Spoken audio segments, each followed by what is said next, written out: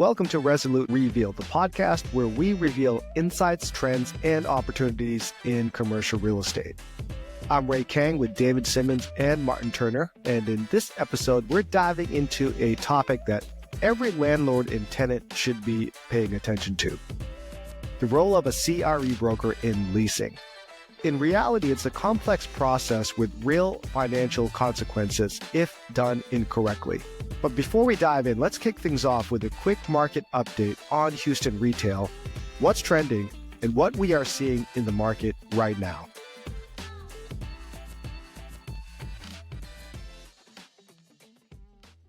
Houston, a powerhouse retail market that continues to evolve despite shifting economic conditions.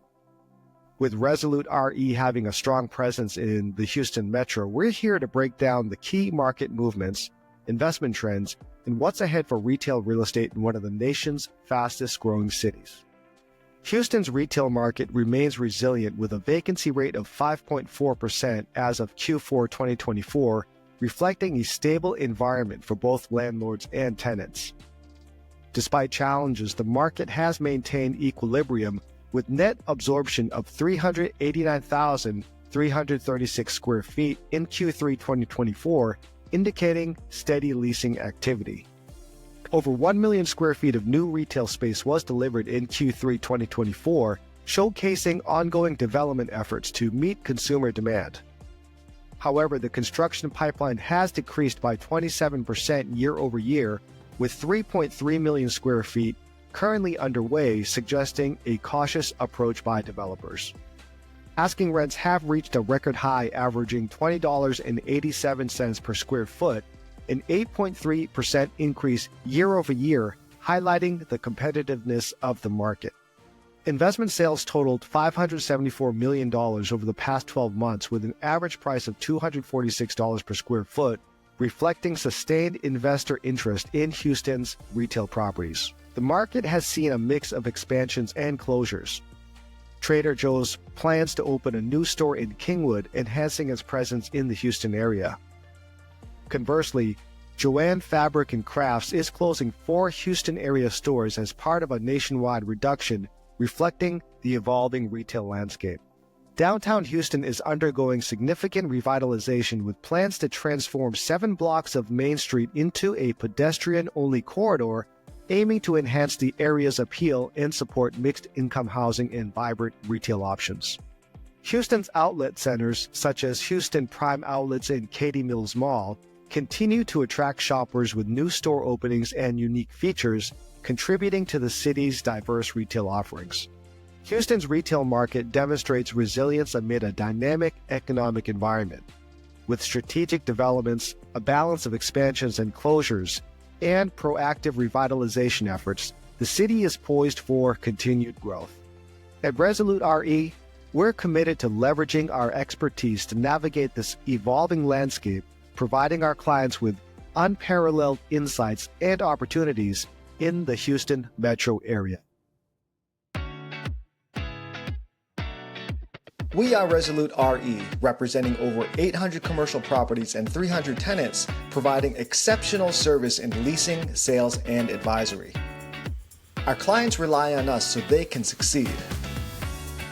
Visit us at resolutre.com. That's resolute without the E, re.com.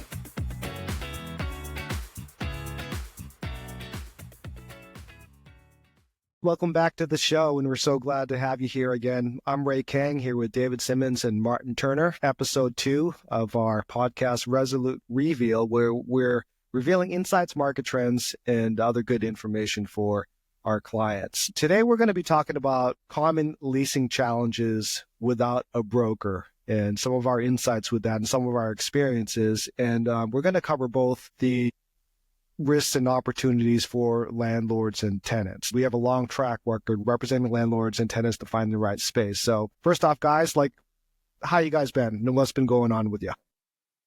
Well, since we last talked, I went to the International Franchise Association annual event in Vegas, and it's a really good event. a little bit different from all the other franchise shows we go to in the sense that it's just the corporate execs, the franchisors versus franchisees. I mean, you'll see some franchisees, but very few and far between. The franchisors don't have booths. They're there mainly for education and networking, and just vendors have booths. And so got to talk to a lot of franchisors, some franchisees, other people in the business. Everybody seems very bullish. They have seen the impact, obviously, of interest rates, and so forth. But overall, people are very positive and are looking forward to a good 2025 in franchising. How does the attendance of that show compare with like ICSC Vegas? But it's tiny. It's somewhere around 5,000, if I had to guess, if that. Sorry, I didn't pay attention to the number, but overall, it's a much smaller convention than, say, something like an ICSC. Brokers don't really go to those shows. So that's a big component right there. And although there are vendors, there just aren't, a huge number of vendors. So it's a very captive audience. If you're in the franchising game in any way, and for us brokerage, it's a great captive audience, and we often get a lot out of the show. Well, I think that's probably where we could start. Going to that show is to find franchisees and franchisors looking for space or locations for their brands or businesses, right? So, do you want us to start talking about, tenants that try to find spaces on their own? Maybe we could highlight some of the mistakes of them doing that. We particularly zoom in on, not only do we specialize in the franchise space, but also emerging brands. With our world-class analytics program and the turnkey brokerage services that we offer nationwide, and the fact that we're free of charge to the franchisors and franchisees, we make our money when deals get signed and landlords pay our commissions. Those are good targets for us. Oftentimes, or often enough, you will find these groups that real estate is a side thought, an afterthought. And so, they get the franchisee set up, and then it's up to them, go find a space. And there's a lot of, pitfalls with that, as far as, the consistency of, site criteria, be able to explain how operations work, because these guys are brand new in the business, and just to overall be able to communicate the culture of the company, and then obviously they don't know the market. People do not return their phone calls. We hear that time and time again. I'm not saying that's right, fair, or otherwise, but it's just the truth. And then a lot of times, they're picking cousin Jenny, who just got her license with Remax, and who doesn't know gosh darn thing about retail. Every time I've seen these franchisees pick their own brokers, they do not have the specialization of retail restaurants. And with that, this market is so, we touched upon this last show, this market is so unbelievably tight nationwide that you just can't get cousin Jenny out there, looking for space. You can't just go out there looking yourself for space. You have to have the relationships. You have to have you have to know about the off-market opportunities. You have to know about the projects that are coming up next year, and the deal you found out about, from your buddy who you had beers with last Thursday. Cold calling, all the stuff that, and again, it's just relationships. It comes back to that. The number of times I've heard, new clients come on board to say, nobody will return my phone call. It's amazing how that works. Seemingly, people say this started 4 or 5 years ago after COVID, as far as landlords not delivering any new product or not nearly the amount of new product that we need for demand. I think it goes back a little bit further. If you look at the stats, 2017, 2018 with the Amazon effect, staggering decrease in space being delivered onto the market. It has, and then continued after COVID. It's a nightmare out there. It's like pushing water uphill. And so to take that on yourself, to find the space, it's pretty daunting, and an exercise in folly. Now, once you find the spaces and you start negotiating, you don't know what you don't know. You don't know what market rents are. You don't know what you can get, with renewal options and what those renewal options rates should be. They don't know things about asking for exclusives, caps on the controllable portion of cams. To ask for reserved parking places, even though 99% of the time you don't get it, sometimes you do. And even if you don't, and they cross it out and you say, okay, you look like you're negotiating in good faith. To know about delivery, the rent commencement, the time it takes for construction. You could be getting 120 days, but, if it's going to take you 240, to get permits and to finish it out, well, then all of a sudden, you're paying rent for 4 months when you're not even open, which is a death nail for any business. How much do you ask for in construction allowance? By the way, okay, great. They're giving you $30. Well, have you gotten a contractor out there to tell you what it costs? If it's going to cost $65, does that extra $35 a square foot, blow up your budget? And yeah, you'd be surprised, just how many of these franchisors, they sign up these franchisees and just throw them out to the wolves, in regards to brokerage, in regards to construction. And it's, you're kicking off this huge relationship, this huge investment, only to get into a deep hole, with bad locations, with the amount of time it takes to find them, with construction, either being over budget or, not on your timeline for your pro forma. Every franchisee seems to put in their FDD that, they want 180 days from the time you sign the contract with the franchisor to the time that they open. They say 180 days. It's just such science fiction. Yeah. I think David did a fantastic job of summarizing all the things that go into finding a site and doing your due diligence on it. One thing I would add is retail of all the commercial real estate categories is the one that location matters the most, right? Location, right? And it is all about where you place your business has an outsized impact on how you do as a company. An office, if you place your office at the wrong spot, your business is going to go on more or less as it would have in a different location. But in retail, your business will die if you choose the wrong location. No ifs, ands, or buts about it. You can have the best people, the best operations, the best concept, but if you're not at an intersection with good access, you're going to die, And so the smallest little mistake can ruin you. And so it's that much more critical in the retail world to have a broker that knows these things and knows, the historical performance of tenants theirs and co-tenancy and all the other stuff that makes a huge difference. That's just a big factor in our world. And that's the thing with, the advances in technology has come our ability to service our clients better. We do analytics on the front end and then we close with the real estate. These tools, tapestry segmentation, geofencing, where these companies are tracking us on their cell phones, where we're coming from, where we're going to, the roads most traveled. They're logging us as far as where we're going and how long we're staying there. This allows us to just, not go by instinct. They say analytics exist to either verify or validate or, refute instincts. And so, yes, you need that local market broker on the ground. Yes, you need the franchisee's input because normally they've lived there their whole lives. But the analytics is an essential part of, picking the areas we want to go into. And then once we determine that, tear the brokers loose, as far as to find space within those areas.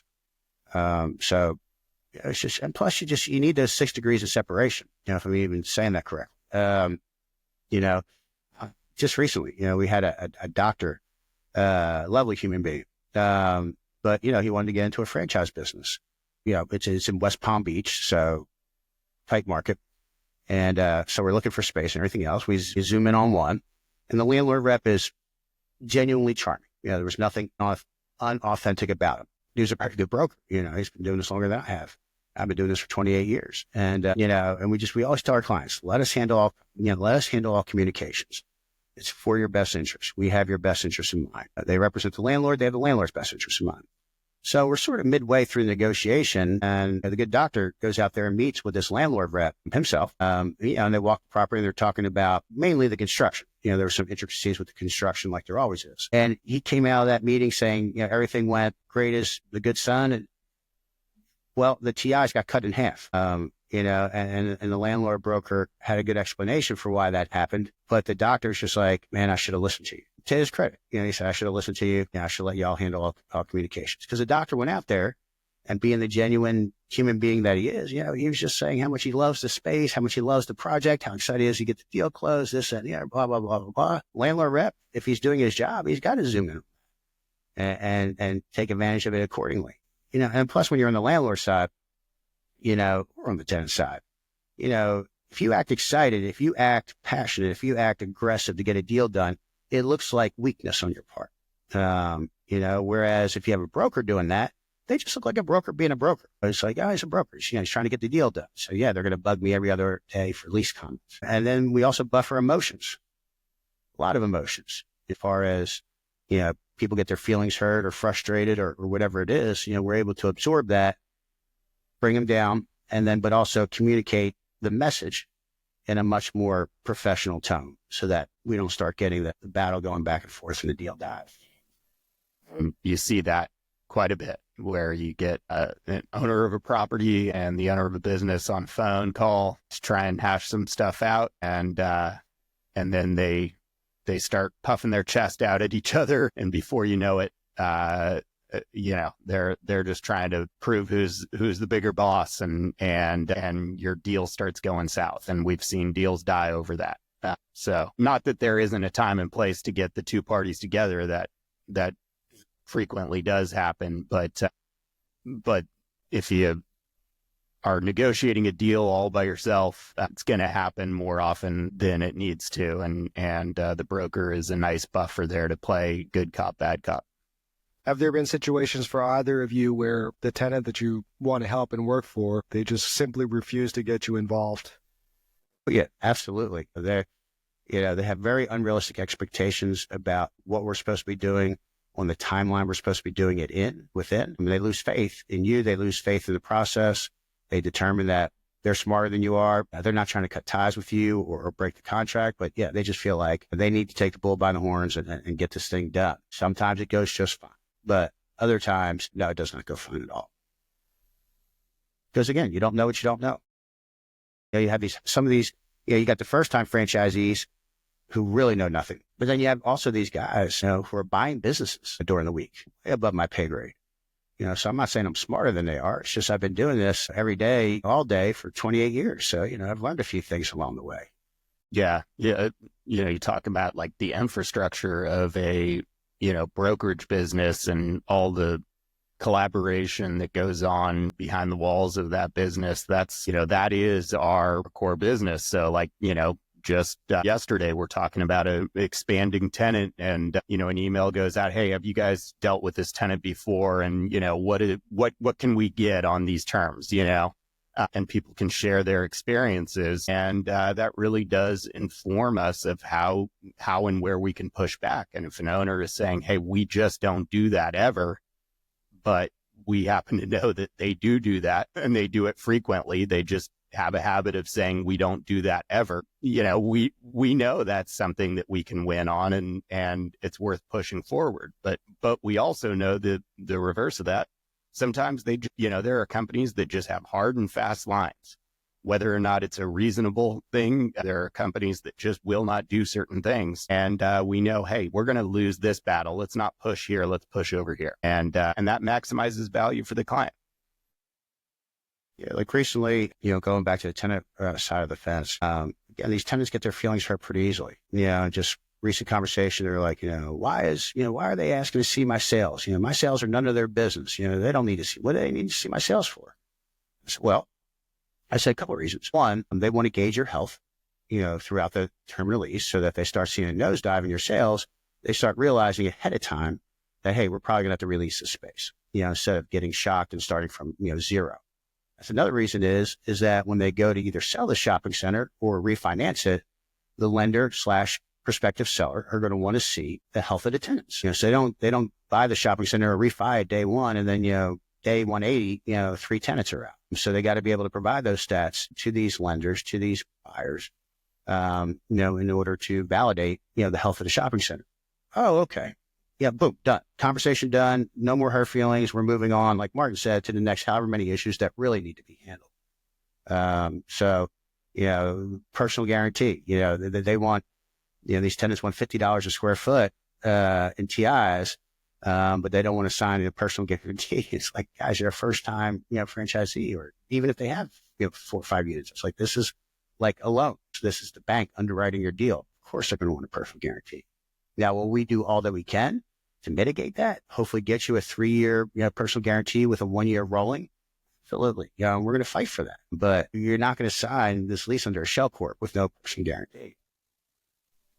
Yeah, knowing the owner's situation and what their objectives are with the asset is a huge component too that, tenants wouldn't ordinarily think about. So there are some owners that are, longtime holders, and they're looking at this as their personal investment. And then there are other owners that are, just trying to flip the asset and move on to the next one. And they're going to look at risk in an entirely different way. The owner that's, just building the property and then going to sell it, a merchant developer, they're probably going to be a little looser with the pocketbooks. They're going to, not be afraid to fund a little more TI and be able to take a little more risk on, because they're not going to live with that tenant in the long term. And they're looking at it as a short-term investment. And if they know that if they can flip it on a cap rate, they can very quickly make back that money at a multiple. And so they might fund $60, $70 a foot in TI, where the person that's holding it long-term is going to say, no, it only makes sense for me to give this tenant $30, $40 a foot. They say merchant developers order from the menu, and long-term holders, they have to stick around for the meals. There's a lot of things to be aware of that, tenants may not be seeing. A lot of times when, people call on my listings on LoopNet as a broker, we're also trying to qualify tenants just on the get-go as well, right? Seeing if they're for real. And I think a lot of times, a lot of tenants, when they do call brokers, they complain they don't get calls back. Maybe sometimes those brokers just don't think they're even qualified to have them in the spaces. If I can just back up a sec, is one of the perils also of somebody looking for space themselves or using an unqualified broker is, we don't have an MLS. We don't have a centralized listing system that people can go to and see the entire market. LoopNet is the closest thing out there, and it captures, a decent percentage of the market, but nowhere near the entire market. And oftentimes the best deals happen, before it even hits LoopNet. Somebody knows that a space is coming available. They call up their broker buddies and say, do you have anybody that fits the bill? And they've already got a deal working before the chance that they have to even, put the flyer on the market. And a lot of times they're not even allowed to put the flyer on the market because the owner says, hey, keep it quiet, but this space is coming available. And so I think that's folly number one is thinking that you even know what's on the market and what's out there, and that it doesn't really matter who's searching for you, because it has a huge outsized impact on the quality of space that you're going to get. Yeah, if you're a tenant, and you start on LoopNet, okay, there commences the search process. And just to add a little bit more, not only does LoopNet not capture the whole market, but often the data is way outdated, and brokers purposely leave up those outdated flyers to serve as a fly trap, to bring in prospects, if they're the brokers that actually return calls. But like in Knoxville, Tennessee, for example, there is no centralized place for listings. They said she was telling me they have LoopNet, they have Crexy, and then she named two more that, obviously are very local. So they don't even have that centralized, nowhere near an MLS or even a LoopNet. And so, so they hit on LoopNet, they get a few people to call them back. They're guessing about where they need to go area-wise. They're looking at the co-tenants. Not a bad strategy, but not always the answer, especially if you're planning multiple locations. How do you space those apart? You don't want to go on Smith and Main if then, that's the only location you could do in the market, because originally you planned southwest and northeast. If you go on Smith and Main, you're splitting those markets. You can't do any more locations after that market. So they're guessing on the areas, going off of 135, mile demos that you can get on the internet off Sesame Street website. And then you're going out and seeing the spaces. Then you're going out and negotiating, having no idea what's negotiable and what's not negotiable. Then it's like, oh, wait a minute. How much is this going to cost me? Or at least you hope they at least ask themselves that, 'cause I've seen them where they don't even do that. They're smart enough to figure out how long it's going to take to get the permit, how long it's going to take, to finish up the construction. And then they get the lease. Oh, well, wait a minute, I need an attorney. Well, hopefully they're getting an attorney that has experience, in commercial real estate contracts.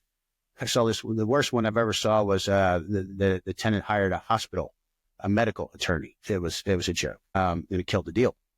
Cause, he was telling his client they needed to negotiate for this, and it just wasn't correct. And of course the client's going to listen to the attorney because it's the attorney. You just look like the broker is just trying to ramrod the deal so you can get your fee. And so then you go through lease negotiation. Okay, you sign if you sign, but then again, everything starts again with, what contractor am I using? What time period am I doing? How do I start dealing with the city? So the steps I just named, overwhelming majority is what brokers are going to go through too, but just with a lot more skill, a lot more foresight, a lot more market knowledge to back, the decisions, analytics to back decisions, and so forth. And we haven't really touched on the references that we bring to other professionals in the space, which is a critical component, right? David just talked about attorneys. You hire the wrong attorney, you're shooting yourself in the foot, and they can outright kill a deal. We've seen that many times where attorneys that don't have experience in negotiating retail deals come in and try to prove how smart they are and, come in with good intent. They're trying to serve their clients' interests, but they don't know, what they can and can't get. And they don't know what is and is not standard in retail practice. And so they'll come in and implode a deal just trying to play the hero. We've seen that quite a bit. And so, getting them to somebody that has negotiated a lot of retail transactions who will negotiate hard on their behalf, but not take unreasonable stands that are going to, kill the deal. Contractors and, there's all sorts of nuances that come into a deal where we have to make, recommendations, and we're going to recommend people that know what they're doing. So we're looking at someone looking to find space. They're not seeing everything on the market, as we talked about.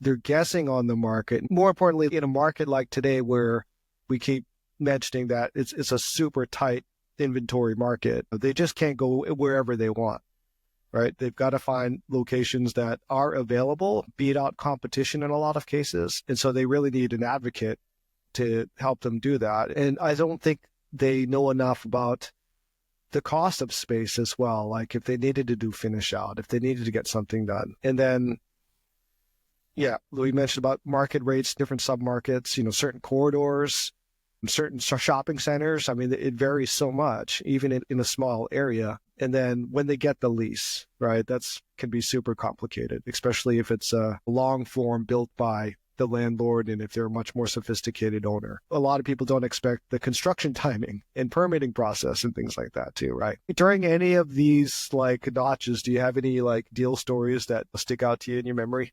Well, I've got one that just came up yesterday. A broker in our office is working on a deal and they're negotiating an LOI right now. And the owner is quoting $32 plus $7 a foot in triple nets for a brand new development in a nice area. And you look around at other comparable centers around there, all of their triple nets are, $11.50, $12.50. I was going to say that sounded pretty low. And you see this actually relatively frequently on new development stuff. They're basing their taxes on, unimproved land, and they're throwing that in there as the tax component. Well, the good broker this person he's telling his client, no, you budget for $12 a foot here, because you're going to get in there and a year later, you're going to get a reconciliation notice from the owner saying, oh, well, taxes went up to $12 a foot.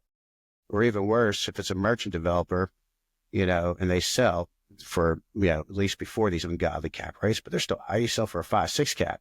All of a sudden they reassess the value and it goes from, even if it's at a 12, it's going to go up to a 20, especially if it's a smaller building without economies of scale. So, to prepare them for that. Yeah.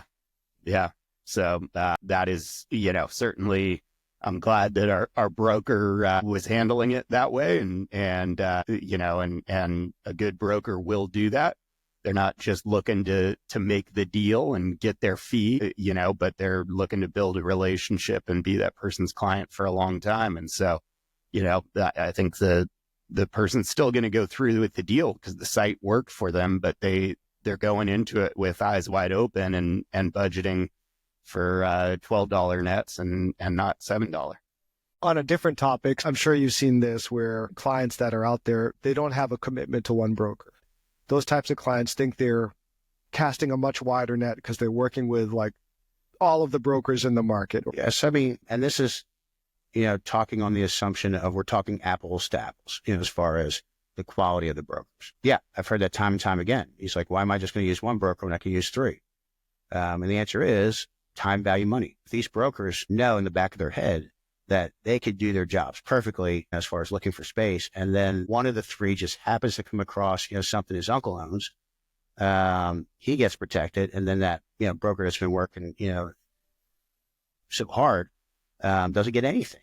So yeah, it's just going to be, where water travels, the easiest, in the sense that, they're not going to go out there. They're not going to cold call spaces. They're not going to, check with the tenants or check with the landlord rep and say, hey, is that dry cleaner weak? Can we put in our smoothie concept? They're not going to do any of that stuff. If they happen to come across something, great. And if not, no problem. Nothing ventured, nothing gained. Now, there are some younger brokers. When I say younger, I mean, career-wise, whose pipelines are so low that they'll take the chance. They'll take the risk, and they'll go out there and they'll look, even without the protection of an exclusive. But those are very few and far between. They're usually, God bless them, they're usually not the most qualified brokers. So even if they find the space, they're not going to be the best ones to negotiate the deal. If you find the right broker, you give them the exclusive. And again, the right broker, and you give them the exclusive. He knows that his time and his knowledge is protected. And so he'll go out there, especially in these type markets, he'll go out there and, he's not just looking for window signs to say for lease. He's not going on LoopNet. He has to do those things, but he also has to do all the other things, to bring all the spaces to his client that are available. He has to have that protection of, if a deal's going to happen, I'm going to be protected on it.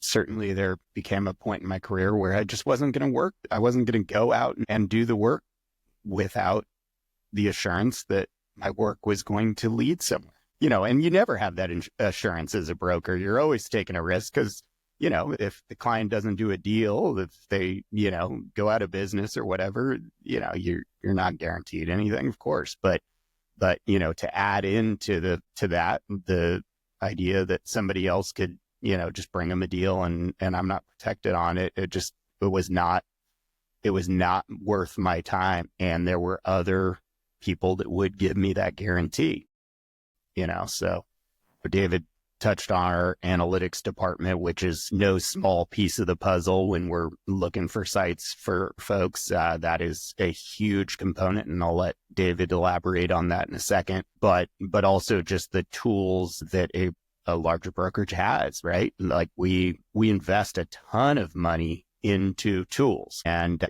tools like Placer, AI, which is cell phone data, and it will give you all sorts of intelligence on, not just how many people are going to a site, but what type of people are going to that site, where they're coming from, and where they are going to after being at that site, which is huge information for a retailer. Just one anecdotal piece. It was a client of ours, had a hard and fast, they didn't want to be within 5 miles of another one of their stores. We're talking about central Houston here, where, drive times can be like, 25 minutes between 5 mile, radiuses. And, but, they just could not wrap. It was actually on the same street, which I think also was playing in psychologically to them, like, oh, place another location on the same street, 3.5 miles away from each other. And we said, there is such a small amount of potential cannibalization between these two stores. And we talked about a psychological barrier. We said, at Westheimer, that's a psychological barrier. People are not going down this street to get to, there's nothing there. And we kept telling them that, and they kind of believed us, but, they couldn't get over. And, we pulled it up on Placer, and it basically showed what we were saying. It's like no one is traveling on a regular basis past this dividing line. And it showed it in such stark terms, and it corroborated what we had said. And that was the piece, right? And they said, oh yeah, and they ended up going through with the store, and the store ended up being a top performer in the market for them, and, not hurting their other store at all. And, And certainly there are times where we're wrong also, and we look at that data and we say, okay, maybe we need to rethink this. Maybe our opinion is not valid. And I've certainly had those experiences too. So, it helps educate us as well. But more often than not, we're right. David, could you touch on that a little more, just so that, we could kind of explain just a glimpse of what we're doing with information, how important that is, especially in today's market? Absolutely. So, it's all about how much client data you can get, both hard data and anecdotal. And so the best kind of data we can get are spreadsheet with current customers that are at currently operating units, addresses, the gold standard. But even if we just get zip codes, that's really a great second place. And what we're able to do is we're able to reverse engineer the data that we get through a process called tapestry segmentation. Tapestry segmentation, let me sort of branch off a little bit. Tapestry segmentation, there's basically 70 different categories that represent certain components of the U.S. consumer culture, population. And so, there's, like I said, 70 different categories. So you see how nuanced it gets. It's demographics, it's psychographics, customer segmentation, it's consumer buying behaviors.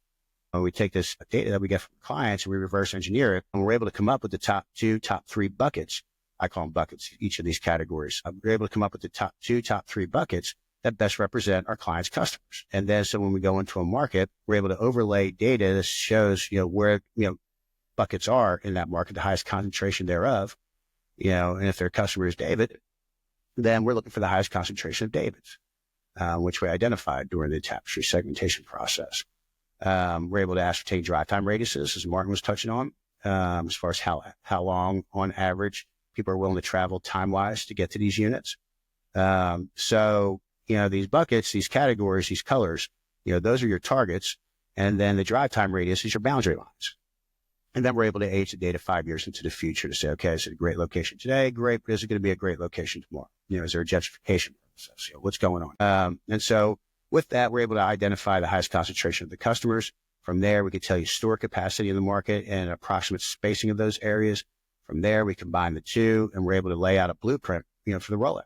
As far as how many zones, we rank the zones from greatest to least. We put the drive time radiuses around the numbers, to show, spacing, cannibalization, all the above.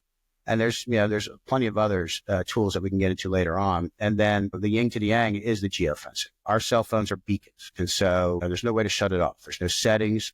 You can shut down your phone. They're still tracking you. The only way I think you can get them to stop tracking you is, if you take like the high action thriller movies where you take off the back of your phone and you throw it out the car window. And that's the only way you're going to get them to stop tracking you. And these companies like Placer, they're buying this information from T-Mobile, Verizon, AT&T. It is refreshed daily. That is revolutionary in the analytics field, have information data refreshed daily. And so, as Martin touched upon, what is geofencing? Telling us where people are coming from, where they're going to afterwards, the roads most traveled to get there, and then, where people are going exactly and how long they're staying there. And with all that information coupled with the tapestry segmentation models, it's exciting stuff. Is there like an example of who we're working with right now with the analytics? Yeah. So my favorite story is we had a brand new pizza client come to us about 7 months ago, 4 units. 1 out of the 4 was doing poorly. Didn't make any sense. It checked all the boxes that the other 3 did. And so again, geofencing, that last component I was talking about, they're logging us as far as where we're going and how long we're staying. We ran that study, and this is a sit-down concept. We ran the study on his 4th unit that was poor performing. And what it showed was, on average, the customers were staying 35 minutes less than the other 3 units, and they weren't returning. That told us it was a management issue. It wasn't cannibalization, it wasn't the market, it wasn't the real estate. It was a management issue. And so the big boss man went in there, cleared house, put in a new management team, and now the 4th unit does just as well, if not better, than the other 3. We didn't make any money in that scenario because there was no new real estate to be done as far as relocating that unit, and so forth. But, at least we were able to show the client that, again, management versus real estate, additional mistakes weren't made, and, the problem was able to be identified and then some. What about takeaways? Like, let's share some final takeaways as we wrap up. Use the experts. Use the experts in brokerage, use the experts in construction, use the experts, with attorneys, have the relationships with the brokers that can direct you to relationships with contractors and attorneys. And, you don't know what you don't know. This is a very complicated process to get that location. I remember one story where this dry cleaner was on an end cap, a prominent end cap, bigger space too. He's doing a plant, and, he decided he didn't need that plant anymore. He relocated within the shopping center, took a third of the space. No brainer, right? The same shopping center, a third of the space, rock and roll. His business went down over 35% when he made that move off the end cap into inline. So again, it's just such a nuanced business. I'm not saying that, finding office space or industrial space isn't complicated with its own set of skills and expertise. But like Martin touched upon earlier, it just seems to be with ours, there's a lot more details, access, parking, visibility, tenants that, are in the shopping center, the anchors, the co-tenants. The whole ever-loving reason to go into a shopping center is to capitalize off the marketing efforts and the traffic being brought in by the other tenants. I've run into clients that want to be seen as the customers are going into the Target, or the Walmart. And then I've had clients that, where they want the customers, to come out of the Target. They want them to see them. So it's very nuanced. And the only thing I would amend from use the experts is use the experts in your field that suit your business and what you're looking for. So, it's not just, looking up and seeing, okay, who is the top producing broker in our market? Well, that might be the worst possible broker for you if you are looking for a 1,500 square foot barber salon. Yeah, right? It's got to be somebody that is an expert in your space that knows all of the opportunities in your area and is going to go out and hustle for you, because hustle is, half of the process. Obviously expertise is huge, but also somebody who's willing to put in the work for it. That top producing broker in the market is going to have no interest in your 1,500 square foot, inline space. And so, it's who's working deals in that space, and that's the expert for your business. And we recently dealt with a retired cop. He literally just retired, 20 years, NYPD. And, his whole pension was going into this, ice cream concept. And, the location that the local market broker showed him, again, same story, right? Really tight market. So they finally, or it's $50 a square foot. So they finally find a location that checks both boxes, except it wasn't the right location. So thankfully, the consultant got down there for the franchisee. He got down there and he's like, this is not the place to go. He's like, all the traffic is one intersection up. He's like, there's, you got to go down there at night and everything. There's no traffic. And I thank God we didn't do that deal. I mean, here's a cop, 20 years of pension, just going one block off the intersection of where he needed to be. It made it real for me.